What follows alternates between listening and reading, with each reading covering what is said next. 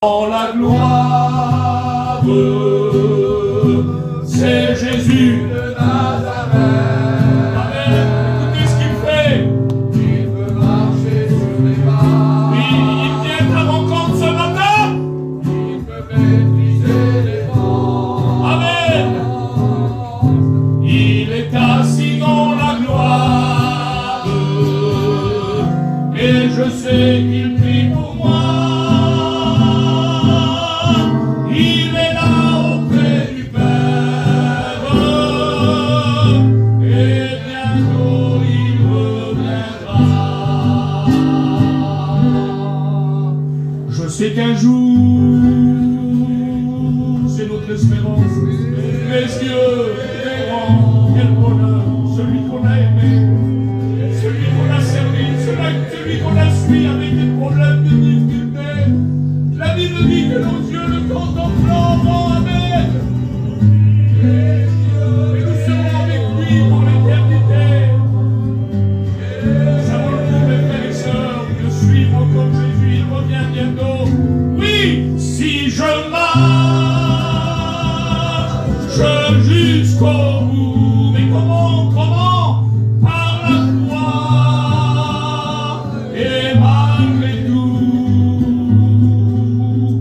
Je sais qu'un jour, mes yeux verront Jésus. Nous lui avons dit. Gloire à Dieu. Amen.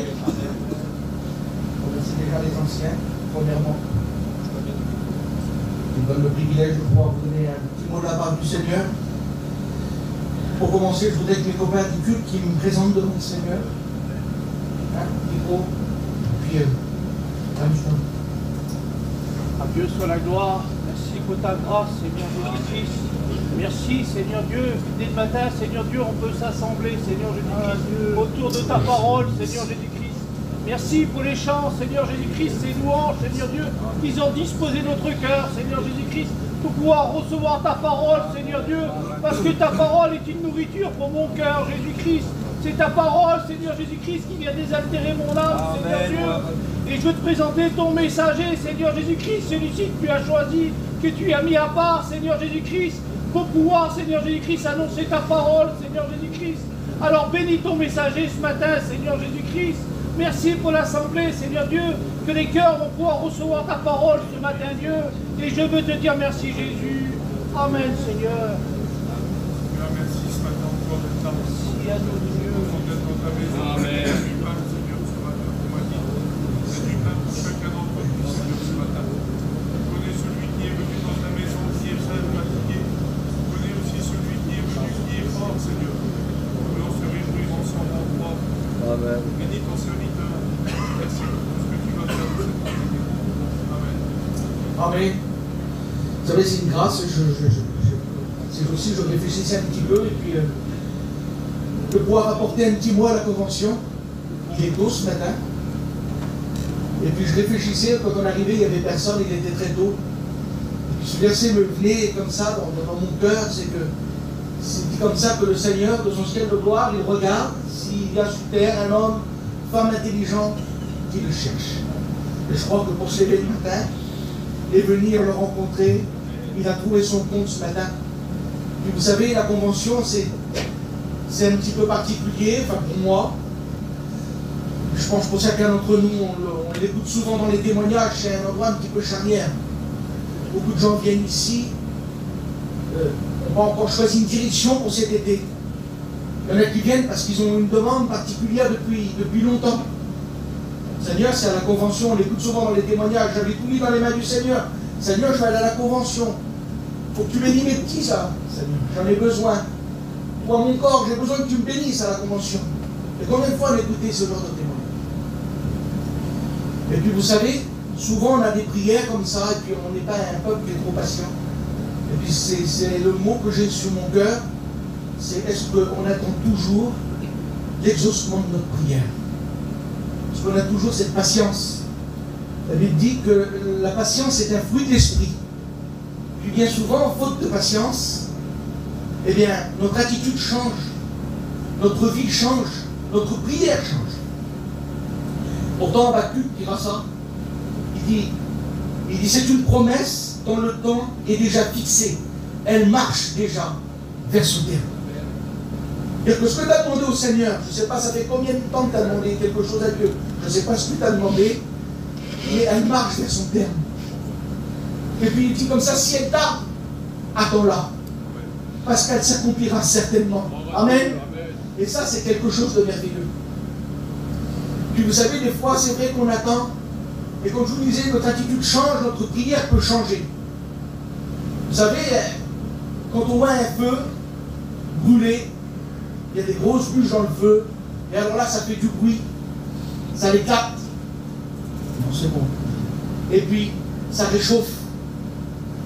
Et puis, dès qu'on met quelque chose sur le feu, un aliment, tout de suite, ça donne un parfum. Et parfois, c'est le cri, ça. Il dit comme ça que le prière, le louange, l'adoration, elle est comme un parfum agréable pour le Seigneur. Et puis, quand on a la force, on est comme ce feu-là. Alors on fait du bruit, on arrive à prier, on arrive à répandre son âme devant Dieu, on crie à plein gosier devant Dieu. Mais il y a des moments où, faute de patience, parce qu'on n'a plus la force, alors on devient un petit peu un lumignon qui fume encore. La Bible dit que le Seigneur, il n'éteint pas le lumignon qui fume encore. Amen. Vous savez, un lumignon, ça ne fait pas de bruit. Il y a des prières qui ne font pas de bruit, un petit peu comme celle de Anne à Silo, quand elle était devant la tente d'assignation, et puis qu'elle répondait son âme devant Dieu. Mais le Seigneur écoute cette prière.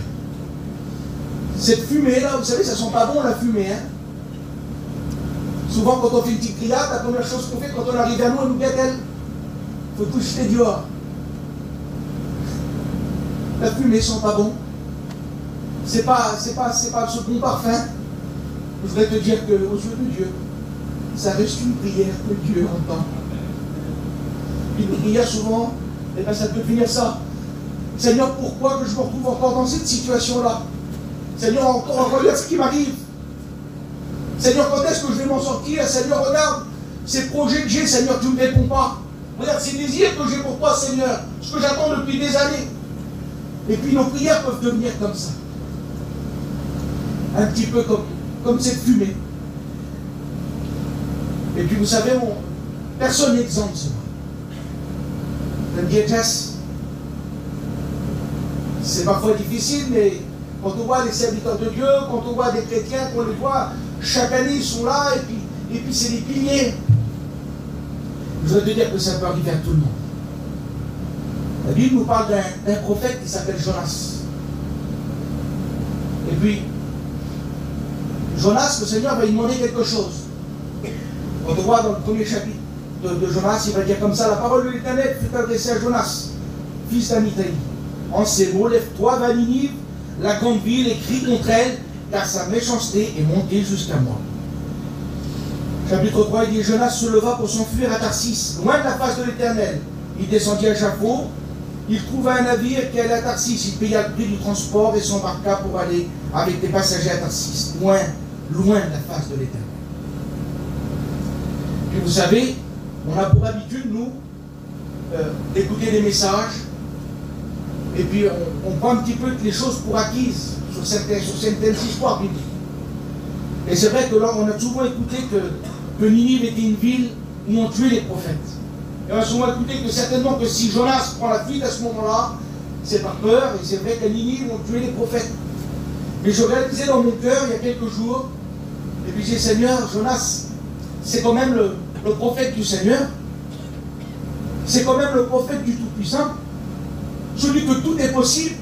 La Bible dit qu'il appelle les choses qui n'existent pas, et elles existent, elles apparaissent comme elles ont toujours été. C'est-à-dire que non seulement ça n'existe pas, mais quand le Seigneur les fait apparaître dans l'esprit de l'homme, il y a un autre miracle qui se fait, c'est comme si elles ont toujours été là. Et ça, c'est quelque chose d'extraordinaire. Et Jonas, à ce moment-là, ce prophète-là, qui sert ce grand Dieu-là, et il semblerait qu'il a peur. Et puis, Seigneur, je me posais cette question. Est-ce que Jonas, il n'aurait pas aussi passé par un grand découragement? Est-ce qu'un serviteur de Dieu peut passer par des drames? Est-ce qu'il peut passer, les frères, les anciens, par des découragements? Est-ce que son petit foyer peut être atteint par les problèmes aussi? Ça peut arriver, ça? David dit comme ça qu'il va aller à Japon pour payer le prix, pour partir. Et puis, je lisais la parole de Dieu et c'est quelque chose de merveilleux. Comme le Saint-Esprit vous l'interpelle sur un mot, et c'est dans le livre des rois. Je vous le lis. 1 Roi 10, 22. Car le roi avait en mer des navires de Tarsis avec ceux de Hiram. Et tous les 3 ans, arrivaient des navires de Tarsis. Et je réalisais, Seigneur, à ce moment-là, Jonas, il ne s'en va pas pour 15 jours. Il y a une résolution dans son cœur de partir quand même pendant plusieurs années. La Bible dit que les navires venaient tous les 3 ans. Alors là, il prend une fuite. Il y a quelque chose de particulier qui se passe quand même dans le cœur de cet homme-là. Et puis la Bible nous dit qu'il va monter sur ce bateau. Et puis qu'il va y avoir une grande tempête. Je voudrais dire une chose. C'est pas en t'éloignant de Dieu que ça ira mieux, et au contraire. Rapproche-toi du Seigneur. Mets en lui toute ta confiance. L'histoire nous dit comme ça que le Seigneur va faire une grande tempête, il va y avoir une grande tempête, et que Jonas il va venir, il dit voilà, c'est à cause de moi. On connaît tous l'histoire. Et puis il va dire jetez-moi par-dessus bord. Et puis il dit comme ça que les hommes vont le jeter. Et puis Dieu va envoyer un grand poisson qui va prendre Jonas. Et puis je réalisais ça. La Bible dit comme ça qu'il va descendre pendant 3 jours. Et puis ça l'a interpellé mon cœur.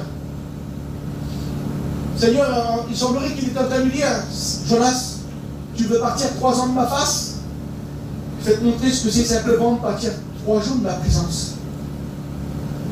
Parce qu'elle est bonne la présence de Dieu, frères et sœurs. J'ai eu ce matin quelques cantiques tout de suite, le Seigneur vient nous bénir, vient visiter nos cœurs. Et puis là, il va se passer quelque chose. C'est que le poisson, le Seigneur va lui dire, ben, rejette Jonas. Et puis le poisson va venir et va rejeter Jonas. Et là, il y a quelque chose de merveilleux. C'est que Dieu va parler à Jonas. Et vous savez ce qu'il va lui dire? Il va lui dire, Jonas, lève-toi, va à Tarsis, et qu'il contraire. Le message ne change pas. Je vais te dire que le message du Seigneur ne change pas. Ce qu'il a préparé pour toi, le Seigneur va l'accomplir. Amen, gloire à Dieu. Et puis je voudrais te dire, mais ce message, ce que c'est, et qu'on va prier le Seigneur. On va laisser du temps à la prière. Le message qui ne change pas, c'est ça. Philippiens 3, 4, il a cité en ce matin. Réjouissez-vous toujours dans le Seigneur. L'apôtre veut dire, je le répète. Réjouissez-vous toujours. Que votre douceur soit comme connue de tout homme. Car le Seigneur est proche. Et ne vous inquiétez pas de rien. Mais en toute chose, faites connaître vos besoins à Dieu par des prières, des supplications et des actions de grâce. Amen. Voilà le message de ce matin. Le message ne change pas. Le Seigneur va bénir. Le Seigneur est en train de te dire, ben tes enfants là, c'est ce soir à la réunion de jeunes qui vont être bénis. Ton souci dans ton corps, c'est aujourd'hui que Dieu le bénit. Il faut mettre toute ta confiance en Dieu. La foi, elle est patiente, mais la foi, elle est agissante. La foi, elle saisit. Elle saisit la bénédiction, la plus école biblique. Alors je voudrais qu'on prie le Seigneur. Amen, gloire à Dieu. Et je voudrais que cette prière, peut-être comme Anne, que tu as là, qui est au fond de ton cœur, et puis que tu as laissé un petit peu de côté, que tu expliques tout comme ça de tes lèvres, qu'elle puisse revenir. Le Seigneur veut te bénir ce matin. Seigneur, je te dis merci pour ta parole.